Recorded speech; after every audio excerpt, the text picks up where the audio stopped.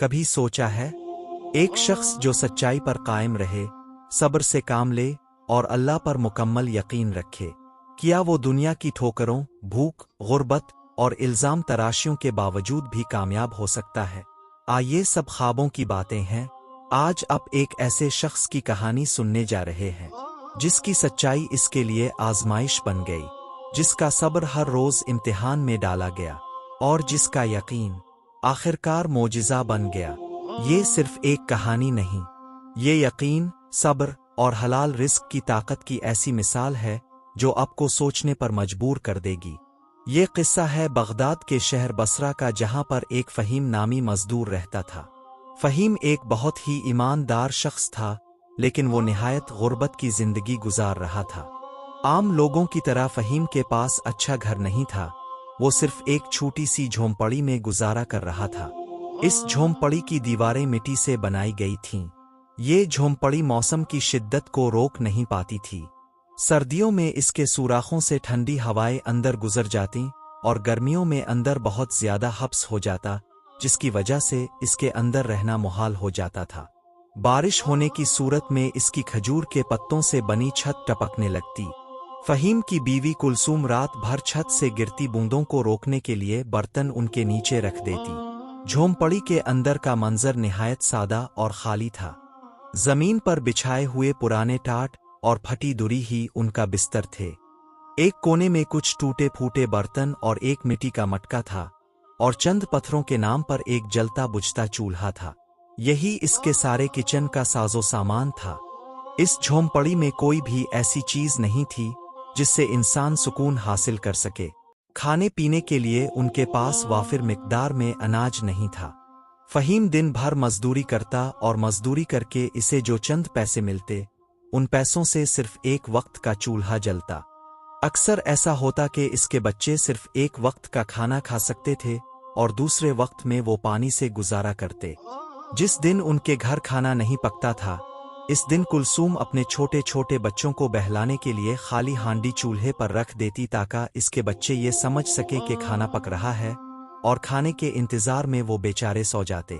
وہ انتہا مفلس اور سفید پوشی کی زندگی گزار رہے تھے۔ فہیم کے پاس ایک بکری تھی، اور یہ بکری اس کے لیے دنیا کی سب سے بڑی نعمت تھی۔ اس بکری کا دودھ بچوں کی بھوک مٹانے کا بھی ایک ذریعہ تھا، لیکن بڑھتی ہوئی غربت اور بچوں کی ضروریات نے انہیں مجبور کر دیا کہ وہ اس کو بیچ دے۔ فہیم کے لیے یہ فیصلہ کرنا بہت مشکل تھا۔ ایک دن جب وہ بکری کو فروخت کرنے جا رہا تھا تو اس کی بیوی کلثوم نے کہا، یہ بکری ہمارے بچوں کی واحد خوشی تھی، لیکن ہمیں حالات نے اس قدر مجبور کر دیا ہے کہ ہمیں یہ بیچنی پڑ رہی ہے۔ اللہ سے دعا ہے کہ وہ ہمیں ان آزمائشوں سے نکالے۔ بکری کے بیچنے کے بعد ان کے حالات اور زیادہ خراب ہو گئے۔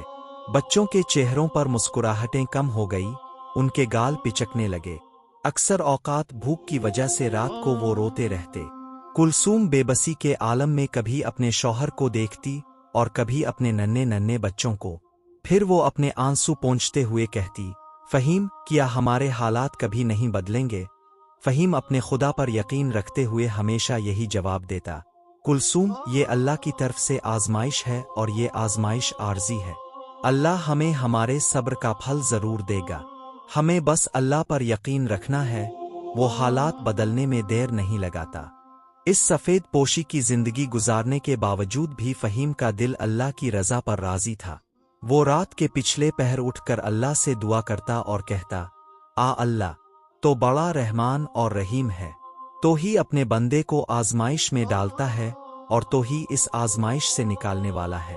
اپنے اس بندے کی مدد فرما، میرے چھوٹے چھوٹے بچوں پر رحم کر، مجھے میرے ایمان پر ثابت قدم رکھ۔ فہیم کی بیوی کلثوم اکثر پریشان رہتی تھی۔ وہ دن بھر کی مشکلات کی وجہ سے اکثر شکایت کرتی اور اپنے شوہر کو سخت باتیں سناتی۔ ایک دن فہیم بہت پریشان تھا، وہ کام ڈھونڈتے ڈھونڈتے دوسرے شہر جا پہنچا۔ فہیم شہر کے چوراہے کے درمیان میں جا کر کھڑا ہو گیا، جہاں پر بہت سارے مزدور کام کے سلسلے میں جمع رہتے تھے۔ جب بھی کسی بڑے سیٹ کو کوئی مزدور چاہیے ہوتا تو وہ اسی چوراہے میں آ کر اپنی مرضی کا مزدور لے جاتا۔ فہیم کو اس چوراہے پر بیٹھے ہوئے کافی وقت ہو گیا تھا، लेकिन अभी तक वो किसी भी सेठ के सामने नहीं गया था। शायद इसे अपनी किस्मत पर बहुत ज्यादा यकीन था। कुछ वक्त गुजरने के बाद एक अमीर कबीर शख्स फहीम के पास आया और पूछने लगा, आदमी, तुम यहाँ पर चुपचाप बैठे हुए हो, क्या तुम्हें काम की जरूरत नहीं है? ये सुनकर फहीम ने जवाब दिया, हाँ बिल्कुल, मुझे काम तो चाहिए, लेकिन मुझे अपने अल्लाह पर बहुत यकीन है और मुझे इस बात पर भी यकीन है कि मेरा रिस्क मुझे मिलकर ही रहेगा। फहीम की ये बात सुनकर वो शख्स इससे बहुत मुतासिर हुआ और इसे अपने साथ ले गया और इसे अपने घर पर काम लगा दिया। फहीम सारा दिन बगैर कुछ खाए पिए मेहनत से सामान ढोने में मसरूफ रहा। तब तेज धूप और सहरा की सख्त गर्मी में भी वो पहाड़ के ऊपर से पत्थर लाता और इस शख्स के घर में रख देता। इस शख्स के घर में काम करते हुए 7 दिन गुजर गए और जब इसका काम मुकम्मल हुआ तो वो इसके पास अपनी मजदूरी लेने गया। इस शख्स ने इससे कहा, भाई, तुम मुझे बहुत भले आदमी महसूस होते हो, मैं तुमसे कोई भी गलत बयानी नहीं करना चाहता, लेकिन अभी मेरे पास कुछ भी नहीं है। जब मेरे पास पैसे आ जाएंगे तो मैं तुम्हें तुम्हारे पैसे दे दूंगा। फहीम ने इस शख्स के साथ किसी किस्म का कोई झगड़ा ना किया, क्योंकि वो जानता था कि मुश्किल वक्त किसी पर भी आ सकता है। 7 दिन के बाद जब फहीम खाली हाथ अपनी झोंपड़ी में वापस पहुंचा तो इसकी बीवी इसका चेहरा तकने लगी। इसकी बीवी को इसके आतरी हुए चेहरे से ही मालूम हो गया था कि वो खाली हाथ आया है। इसकी बीवी आते ही इस पर फौरन बरस पड़ी। वो कहने लगी, फहीम, तुम्हारी ये दियानत और हलाल कमाई का ख्वाब हमें भूखा मार देगा। बस में और भी बहुत से लोग हैं जो किसी को भी धोखा देकर बड़ी आसानी से अपने घर में बहुत सारा माल लेकर जाते हैं, और तुम इतनी गुर्बत और मुश्किल में सिर्फ दुआओं पर गुजारा कर रहे हो। अगर यूं ही चलता रहा तो बच्चों का पेट कैसे पालेंगे हम? फहीम ने नरमी से जवाब दिया, कुलसूम, अल्लाह देख रहा है, ये दुनिया आर्जी है, हमें बहुत सी मुश्किलात का सामना करना पड़ेगा। असल कामयाबी सब्र और हलाल रिस्क में है। कुलसूम ने नाराज होकर कहा, अगर यही बात है तो जाकर किसी दूसरे शहर में मजदूरी करो, यहाँ तुम्हें तुम्हारी मेहनत का कोई सिला नहीं मिलने वाला। फहीम अपनी बीवी को कोई जवाब ना दे सका। चंद दिन के बाद फहीम के बच्चे बुखार और भूख से निढाल हो गए। इसकी बीवी की परेशानी हद से बढ़ गई और वो कहने लगी, फहीम, हमें कब तक इस अजाब को झेलना पड़ेगा? बच्चे बीमार और भूखे हैं, तुम उनके लिए कहाँ से खाना लाओगे? फहीम झोंपड़ी से निकला और एक ऊंचे पहाड़ पर चढ़कर दुआ करने लगा, आ अल्लाह, मेरे सब्र की इंतहा हो चुकी है, मेरे हाथों से सब कुछ निकलता जा रहा है, ताव हमारे बच्चों को सेहत अता फरमा, मुझे इस सख्त आजमाइश में साबित कदमी अता फरमा। चुनांचे इसी तरह वो हर रोज पहाड़ पर जाता और यही दुआ करके नीचे आ जाता। एक दिन झोंपड़ी में वापस आते ही इसकी बीवी ने नाराज होकर कहा, फहीम, दुआएं करने से कुछ नहीं होगा, दुआओं से तुम बच्चों का पेट नहीं भर सकते। 3 दिन हो गए हैं, हमारे बच्चे भूखे हैं, तुम्हें नहीं लगता कि हमें यहाँ से हिजरत कर लेनी चाहिए? शायद किसी दूसरी बस्ती में तुम्हें बेहतर काम मिल जाए। फहीम ने सब्र से कहा, रिस्क की तकसीम अल्लाह के हाथ में है, अगर वो चाहे तो हमें यहाँ पर भी रिस्क दे सकता है। लेकिन कुलसूम ने नाराजगी का मुजाहरा करते हुए कहा, तुम्हें हर हाल में यहाँ से जाना होगा, और अगर तुमने मेरी बात ना मानी तो मैं बच्चों को लेकर यहाँ से चली जाऊंगी, फिर तुम अकेले बैठे रहना और दुआएं करते रहना। फहीम ने इसकी बात का कोई जवाब ना दिया और मुकम्मल खामोशी इख्तियार की। इसने खामोशी को ही भलाई समझा। कुछ दिनों के बाद फहीम को एक अमीर ताजिर के गोदाम में मजदूरी मिली। इसके साथ और भी मजदूर थे जो इसके साथ काम में मसरूफ थे। बाकी लोग दिन में कुछ हिस्सा आराम कर लेते और कुछ वक्त काम करते, लेकिन फहीम, जो कि एक ईमानदार आदमी था, वो बगैर थके हारे और आराम किए अपने काम में मगन रहता। इसके साथ ही इससे बहुत तंग आने लगे और वो सोचने लगे कि इसका बंदोबस्त करना चाहिए। ये सारा दिन काम में लगा रहता है, अगर ताजिर ने हमें देख लिया तो वो हमें काम से निकाल देगा। इससे पहले कि वो हमें काम से निकाले, हमें इसका कुछ करना होगा। एक दिन गोदाम से कीमती माल चोरी हो गया और तमाम मजदूरों ने चोरी का इल्जाम फहीम पर लगा दिया। फहीम को बेगुनाह होने के बावजूद गोदाम से निकाल दिया गया اور اس کی مزدوری بھی ہڑپ کر لی گئی۔ وہ ایک بار پھر یاترا ہوا چہرہ لے کر جھونپڑی میں پہنچا تو حسبن عادت اس کی بیوی پھر اس پر برس پڑی۔ اس کی بیوی اس سے کہنے لگی، کیا تم نے یہ ذلت اٹھانے کے لیے حلال کمائی کا راستہ چانا تھا؟ اب تو تم پر چوری کا الزام بھی لگ گیا ہے۔ کیا تمہیں اب بھی محسوس نہیں ہوتا کہ ہمیں یہ بستی چھوڑ دینی چاہیے اور کسی دوسری بستی میں چلے جانا چاہیے؟ جس پر فہیم نے کہا، اللہ میری نیتوں کو جانتا ہے، اگر لوگوں نے مجھ پر شک کیا ہے اور میرے ساتھ غلط کر رہے ہیں تو وہ اللہ کے سامنے جواب دہ ہوں گے۔ ہمیں اللہ پر یقین رکھنا چاہیے، اس کے یہاں دیر ہے، اندھیر نہیں۔ اس کی بیوی نے ناراضگی سے کہا، میں تمہیں ایک بار پھر کہتی ہوں، یقین رکھنے سے پیٹ نہیں بھرتا، اور دوبارہ سے اپنے الفاظ دہرانے لگی، تم یہاں سے چلے جاؤ، میں خود اپنے بچوں کے لیے کوئی راستہ نکال لوں گی۔ چند ماہ کے بعد فہیم مقروض ہو گیا اور جس کا قرض دینا تھا وہ اس کا قرض نہ چکا سکا۔ بدلے میں اس شخص نے اس کی کچی جھونپڑی کا مکان قبضے میں لے لیا۔ فہیم، کلثوم اور اس کے بچے کھلے آسمان تلے راتیں گزارنے پر مجبور ہو گئے۔ سرد راتوں میں بچے کانپتے ہوئے۔ جب کلثوم نے یہ حالت دیکھی تو وہ بے قابو ہو گئی اور غصے سے کہنے لگی، فہیم، یہ سب تمہاری کم عقلی کا نتیجہ ہے۔ اگر تم نے میری بات مانی ہوتی اور کسی دوسری بستی میں مزدوری کرنے گئے ہوتے تو آج ہمیں یہ دن نہ دیکھنے پڑتے۔ فہیم نے صبر سے جواب دیا، ہر مشکل کے ساتھ آسانی ہے، اللہ ہمیں ضرور اس آزمائش سے نکالے گا۔ کلثوم نے غصے میں کہا، یہ آسانی کبھی آنے والی نہیں، اگر تم نے فوراً کوئی فیصلہ نہ کیا تو اب میں خود فیصلہ کر کے رہوں گی، میں اپنے بچوں کو مرتا ہوا نہیں دیکھ سکتی۔ فہیم مزدوری کے لیے جاتا رہا لیکن اسے کہیں بھی کام نہ ملا۔ بچوں کے کھانے کا بندوبست مشکل ہو گیا۔ کلثوم نے تھک ہار کر کہا، فہیم، اب میں تمہاری باتوں پر یقین نہیں کر سکتی، میں اپنے بچوں کی خاطر لوگوں سے مدد مانگنے جا رہی ہوں، اور اگر مجھے ان کے لیے بھیک بھی مانگنی پڑی تو میں ضرور مانگوں گی۔ فہیم نے اسے روکنے کی کوشش کی لیکن وہ ناراض ہو کر گھر سے نکل گئی اور محلے کے لوگوں کے دروازے کھٹکھٹانے لگی۔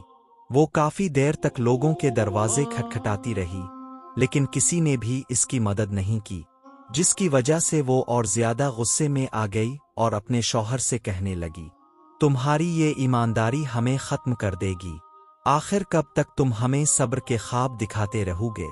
فہیم نے کہا، اللہ کا فیصلہ سب سے بہتر ہے، ہم اسی کی آزمائش کا سامنا کر رہے ہیں، لیکن بہت جلد یہ ہماری آزمائش ختم ہو جائے گی۔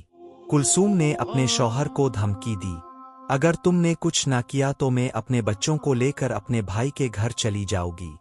ایک دن فہیم پہاڑ پر چڑھ کر دعا کر رہا تھا کہ ایک نیک دل شخص نے اسے دیکھا۔ وہ شخص کسی دوسری بستی سے آیا تھا اور اس نے فہیم کی دیانت داری کے قصے پہلے سے سن رکھے تھے۔ اس نے فہیم کی مدد کرنے کا ارادہ کیا، چنانچہ اس شخص نے اپنے 2 آدمیوں کو پہاڑ پر جانے کا حکم دیا اور فہیم کو اپنے پاس بلا لیا۔ اس نے کچھ دن فہیم کو اپنے کام پر رکھا اور اس کی ثابت قدمی کا امتحان لینے لگا۔ جب اسے یقین ہو گیا کہ فہیم واقعی ثابت قدم اور ایماندار ہے تو اس نے اسے اپنے کاروبار میں شامل کر لیا۔ فہیم کے اس کے کاروبار میں شامل ہوتے ہی اللہ نے کرم فرما دیا۔ اس شخص کا کاروبار خوب ترقی کرنے لگا۔ جیسے جیسے کاروبار بڑھتا گیا ویسے ویسے وہ فہیم کی تنخواہ بھی بڑھاتا گیا۔ اب فہیم کے پاس رہنے کے لیے ایک اچھا سا گھر تھا اور بچوں کے کھانے پینے کے لیے ہر چیز فراہمی میں تھی۔